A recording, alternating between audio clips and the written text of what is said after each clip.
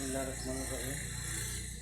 প্রিয় দেশবাসী, দেশের বাইরে যারা আছেন ভাই ও বোনেরা, আজকে বিএনপির 1 মাস পূর্তি উপলক্ষে মাননীয় প্রধানমন্ত্রী তারেক রহমান সাহেবকে ধন্যবাদ জানাচ্ছি। পাশাপাশি দেশবাসী ভাই ও বোনেরা, আপনারা দেখতে পাচ্ছেন 1 মাসের কর্মসূচিতে বাংলাদেশের জন্য কালকলম থেকে আরম্ভ করে অফিস আদালত বিভিন্নভাবে উন্নয়নের কাজ আরম্ভ হচ্ছে। আমি আশা করব এইভাবে দেশ পরিচালনা করলে ইনশাল্লাহ আমরা বিশ্বের দরবারে মাথা উঁচু করে দাঁড়াইব। কথা ঠিক না বেঠিক? ঠিক। পাশাপাশি আমার দুঃখজনক হলো সত্য, এনসিপি এবং জামাতকে বিনীত অনুরোধ জানাচ্ছি, আপনারা প্রথম দিনে ওয়াক আউট করছেন, সাংবিধানিক আছে, আপনারা করছেন, আপনারা সহযোগিতা করেন।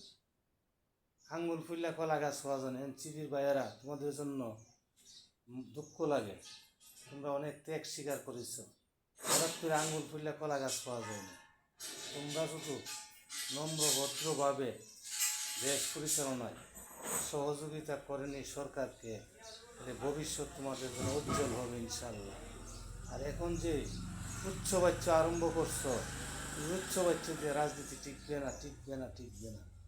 আর জামাত মনে করছে যে এই অনেক পুরানো দল, তারা ধৈর্যহারা হয়ে গেছে, তারা ক্ষমতা আসার দরকার ছিল, তা আসতে পারবে না। আরও 100 বছর তারা ক্ষমতায় আসতে পারবে না।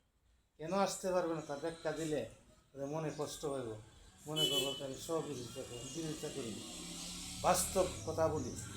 এতে করে আমার জেল জুলুম হইলে আমার কিছু আসে যায় না। আমি যেইটুকু ক্ষুদ্র জ্ঞান নিয়ে বলতে চাই, জামাত আপনারা ধৈর্যশীল হন, ভবিষ্যতে ভালো ফল পাবেন। আর অধৈর্য হইলে, চিল্লাচিল্লি করলে বাংলাদেশের মানুষ আপনাদের প্রত্যাখ্যান করবে। আর আওয়ামী দোসররা সুযোগ নিয়ে বিএনপির সাথে মিল্লা আবার দেশ পরিচালনার দায়িত্ব নিবে বিএনপি, আওয়ামী লীগ, জামাত চিরতরে ধ্বংস হয়ে যাবে, চিরতরে ধ্বংস হয়ে যাবে।